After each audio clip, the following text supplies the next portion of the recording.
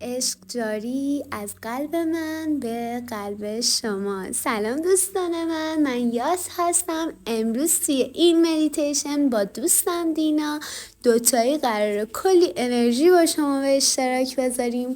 پس شما هم میتونید برای این مدیتیشن ماه کامل مثل ما در یک جای آروم بشینید، شمع و عوداتون رو روشن کنید و بیاید با هم دیگه از انرژی این ماه کامل برای پاکسازی حاله و چاکرا و نادیهای بدنمون استفاده بکنید.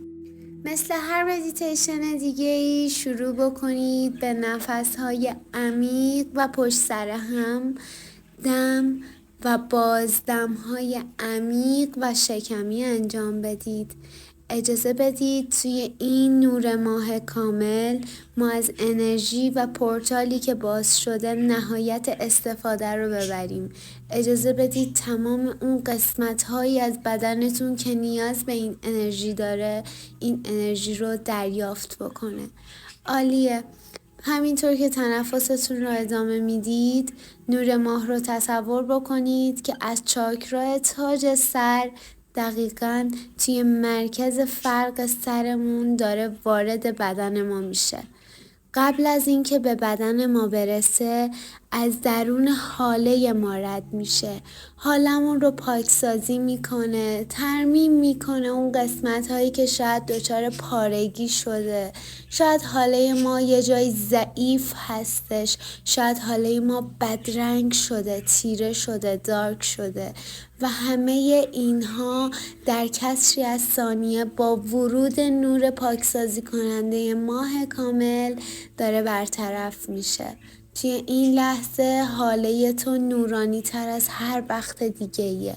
کاملا احساس کن که دور تا دور تو در ارتفاع یا اندازه 25 سانتی متر اگر بخوام بهتون بگم حاله‌ای تشکیل شده از نور سفید رنگ و الان تو آماده دریافت بهترین انرژی ها هستی. عالیه. حالا همینطور که داره حاله تو پاکسازی میشه به صورت همزمان انرژی رو بچرخون توی چاکرا تاج سر.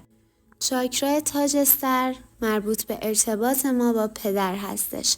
انرژی را از این چاکرا دریافت بکنید. اجازه بدید توی این چاکرا چرخش انرژی صورت بگیره و قشنگ حس بکنید که چاکراتون داره تمیز میشه و اگر جای گیری داره گیرش برطرف میشه. عالیه. حالا با آگاهی نور ماه رو انتقال بدید به چاکرا چشم سوم.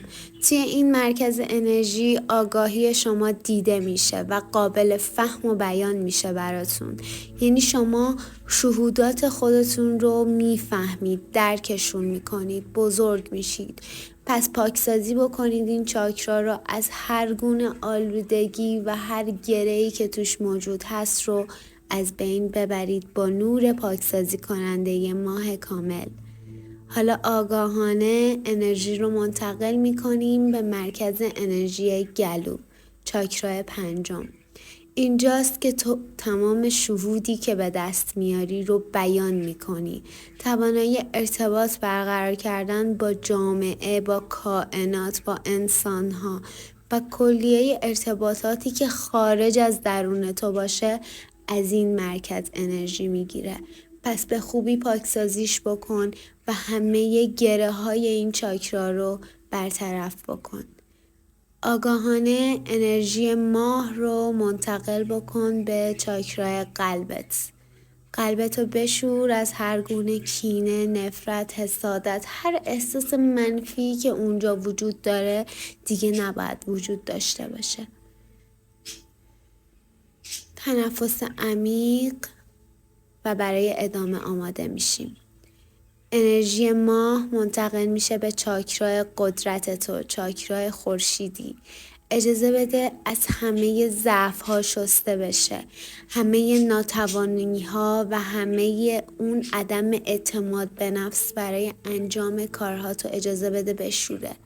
اجازه بده کاملا پاکیزه بشه و به رنگ زرد آفتابی در بیاد. حالا ادامه بده و نور رو آگاهانه منتقل بکن به چاکرای جنسی.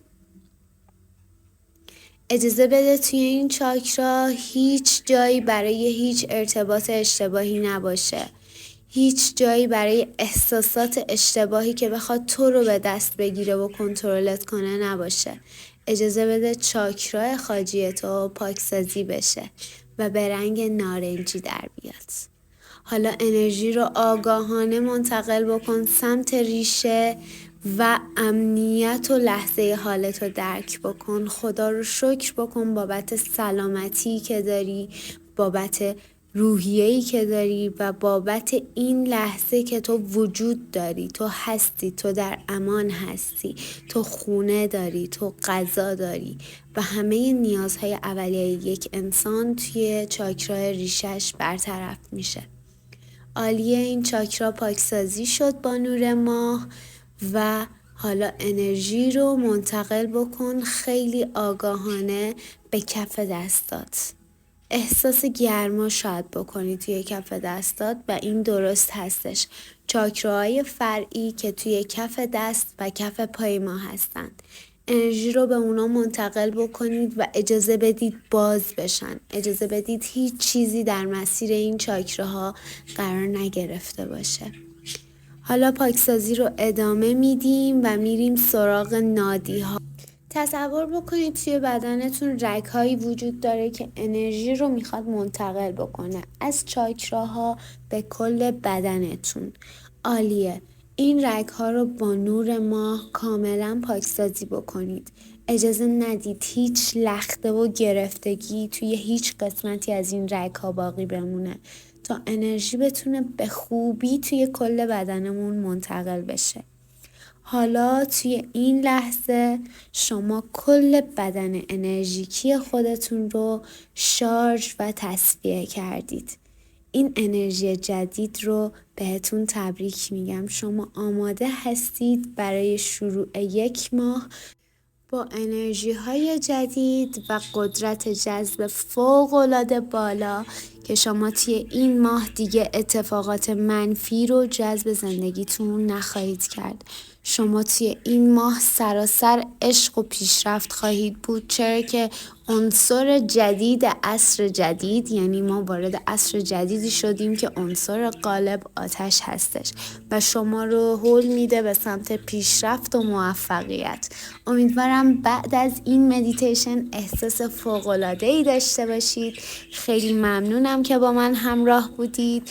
تا ویدیوهای بعدی بدرود، دوستتون دارم و لطفاً حمایت بکنید.